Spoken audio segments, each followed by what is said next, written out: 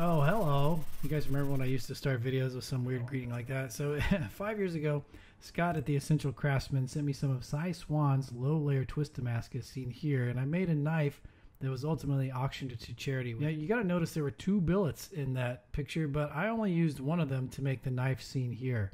So what happened to the second one? Well, I lost it until recently. I uncovered it at the bottom of a box of scrap steel. So I'm going to make a knife for Scott and send it to him, Scott the Essential Craftsman. It's probably long overdue I do something like this. So here we go. The billet is about 3/8 inch thick, so I'm going to have to forge it down to just under 1/4, and I'm going to draw it out under the press to do that. I plan on making a full tang drop point hunter. There's not a lot of steel here to cut the billet in half, so it's not going to be a very long blade, but it should still make a good skinning knife.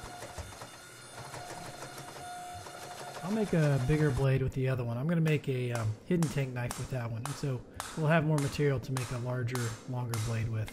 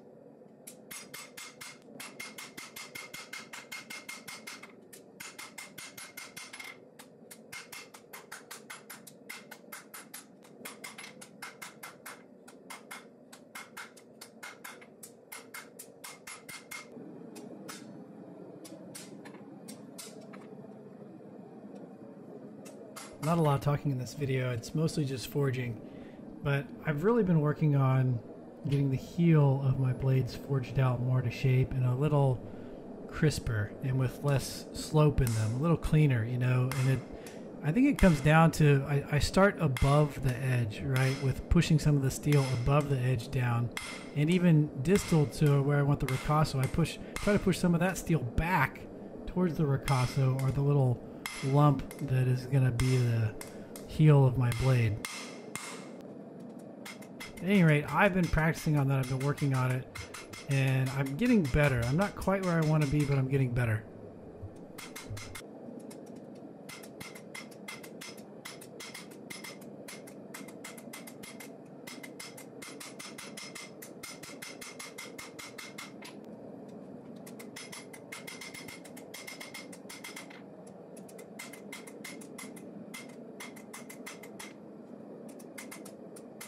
You'll see here that things start to look a little better when you start forging in the handle, right? When you start smushing some of the steel by the handle, the blade takes a little bit of a nicer contour near the edge there, near the ricasso.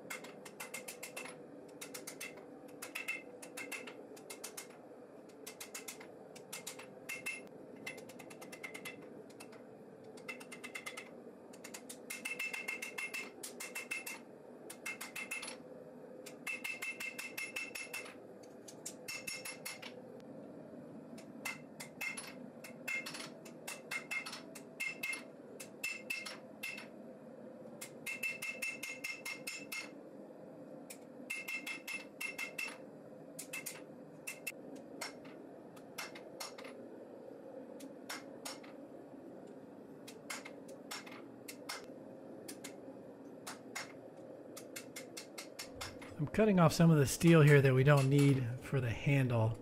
I wish I'd put that into the blade, but I just miscalculated.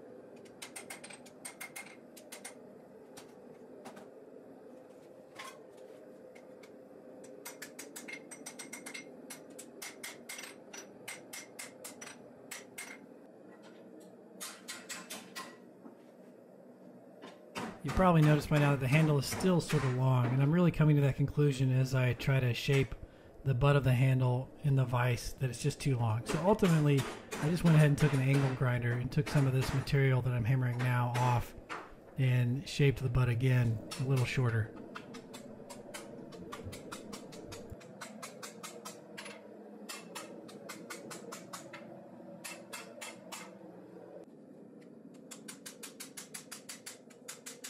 Yeah, that looks much better.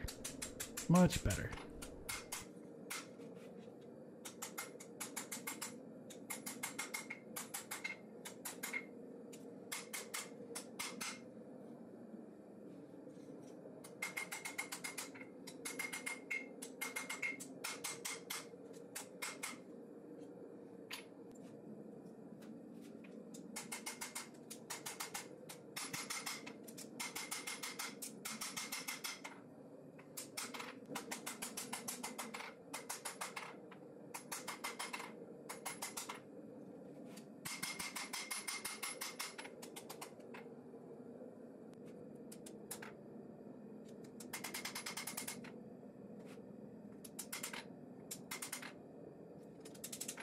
We're making sure everything's straight and everything's flat, and I probably did about 3 times as much of this as I'm showing you on camera because it just gets tedious.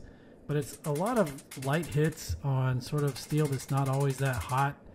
You don't want to put any dents in anything, you don't want to bend anything, you don't want to move too much steel, and you just want to make things flat and straight. So that's my approach to that process. It's very slow, tedious, with a lot of light hits. This is mostly forged to shape, probably 90-95% to shape. I'm not going to really take anything off here profiling except for cleaning up the blade, which, you know, the edge has to be cleaned up. And then you see some rough spots there in the, well, what might be a finger choil. I'm just going to clean that up a little bit so it's not as rough. It'd be pretty uncomfortable for someone's finger.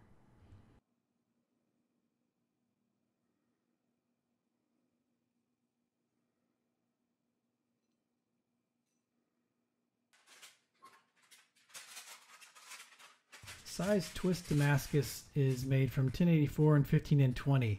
So I'm going to put it in the oven for a few normalization cycles. Then we're going to quench it in Parks 50 from 1490 degrees. And I'll temper it at 390 degrees and then 400 degrees each for 2 hours. I'm not going to show the tempering. I sort of quit showing that on the channel a long time ago. There's just not much to see.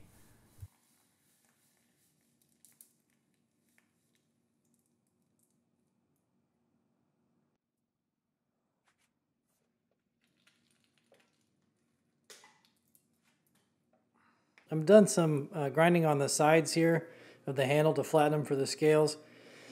And I'm wondering about keeping the forge finish along the edge and even keeping some forge finish in here and up in here maybe.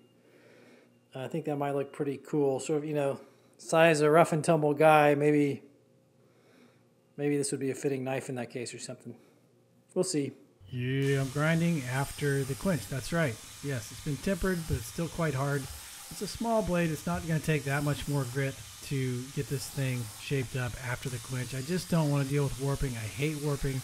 And with, you know, Damascus and trying to get things straight before the quench, I think things can really turn during the quench. I just don't want to deal with it. So a lot of the times I will do most of the grinding after the quench. That's just me, and that's not the right way to do this. I'm going to tell you right now, the people who do a lot of the grinding before the quench have it right.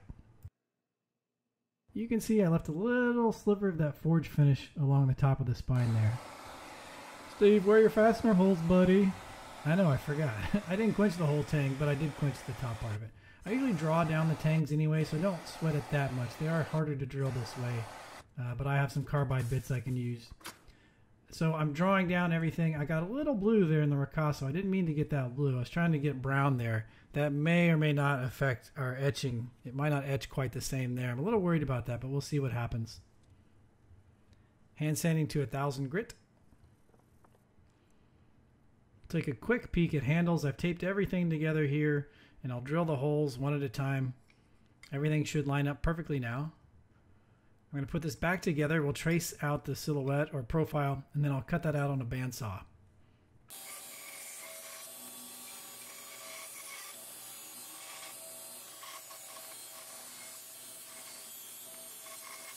I have to cut it close. I'm going to take it to a grinder and clean up the profile even closer, because I'm not going to be able to attach these to the knife and grind everything flat around the tang. So I want to keep the forged finish around the tang.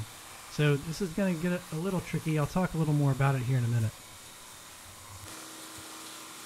Steve, your voice doesn't sound the same today. Yeah, my microphone, my good microphone is down. It's not working. I don't know what happened to it. So I have an old microphone and I have to talk really loud and like right at it. I don't know. I've tried adjusting the settings. It's just not, I don't know. I hate it. My silky smooth voice that sexifies your eardrums just isn't being captured.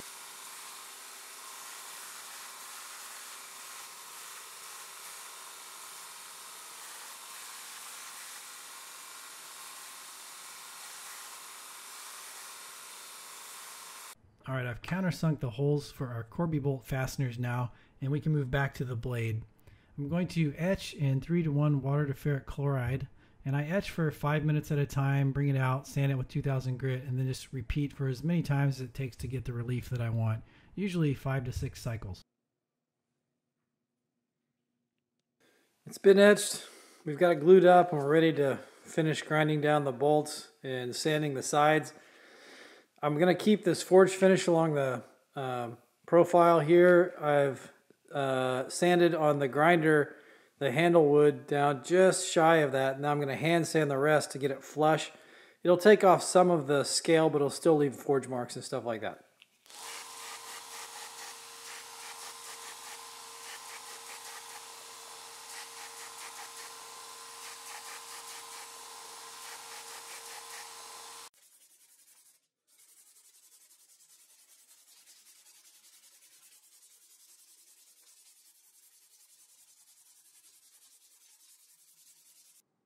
Well, here it is, sort of a moderate relief, low contrast etch. The high contrast etch with the darker steel didn't look as good when it met up with the decarbureted forged finish steel along the spine. So I lightened everything up after letting the acid work in the relief between the 1084 and 15N20.